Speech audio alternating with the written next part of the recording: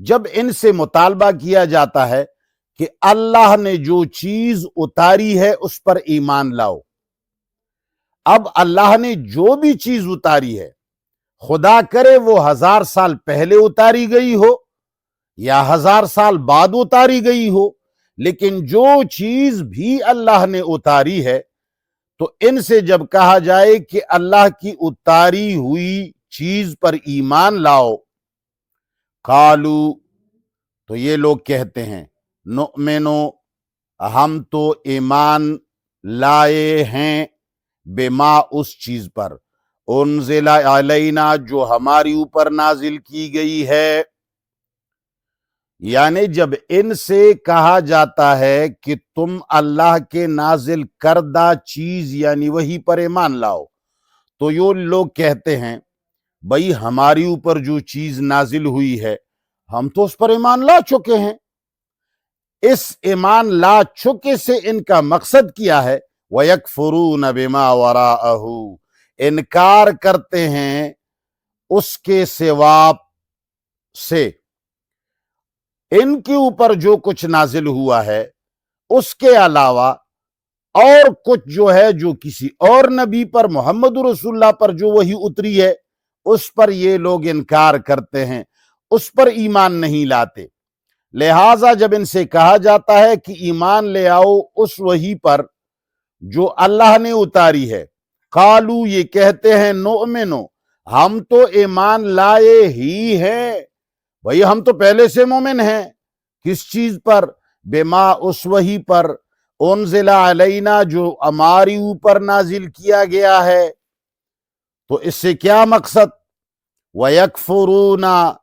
اور یہ لوگ انکار کرتے ہیں، بما، اس وحی سے، وراءہ،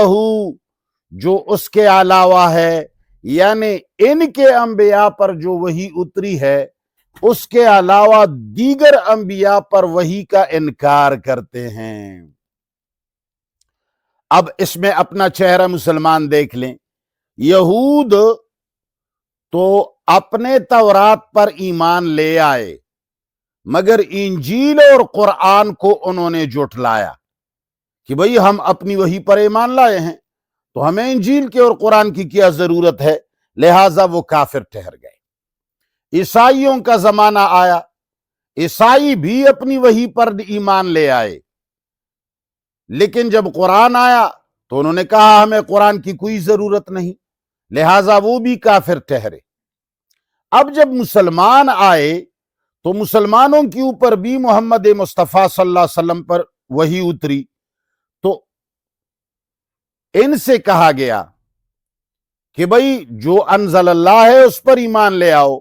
تو مسلمان بھی کہتے ہیں کہ ہم قرآن پر ایمان لائے ہیں، مگر تورات اور انجیل پر مسلمان بھی صرف سرسری ایمان لاتے ہیں۔ جو احکام تورات اور انجیل اور زبور میں اس سے پہلے آئے ہیں، جو موجود ہیں، اس پر مسلمان بھی ایمان نہیں لاتے، بلکہ کہتے ہیں کہ وہ کتابیں منسوخ ہو چکی ہیں، وہ محرف ہو چکی ہیں۔ بھائی جو تورات اور انجیل اور زبور کا جو حصہ محرف ہو گیا ہے، جو تبدیل کیا گیا ہے، اس کی اصلاح قرآن نے فرمائی ہے۔ ہر وہ چیز جو تورات اور انجیل اور زبور سے لوگوں نے مٹھائی تھی،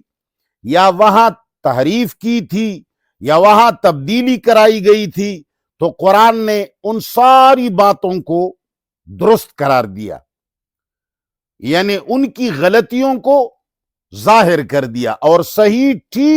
ٹھیک آیتیں بیان کر دی کہ انہوں نے یہ تبدیل کی تھی، حقیقت یہ ہے۔ لیکن جو چیزیں تورات اور انجیل اور زبور میں پہلے سے حق ہیں، جن کو متغیر نہیں کیا گیا، ان پر مسلمانوں کا ایمان نہیں ہے۔ لہٰذا یہودیوں کا اگر قرآن پر ایمان نہیں ہے تو وہ کافر،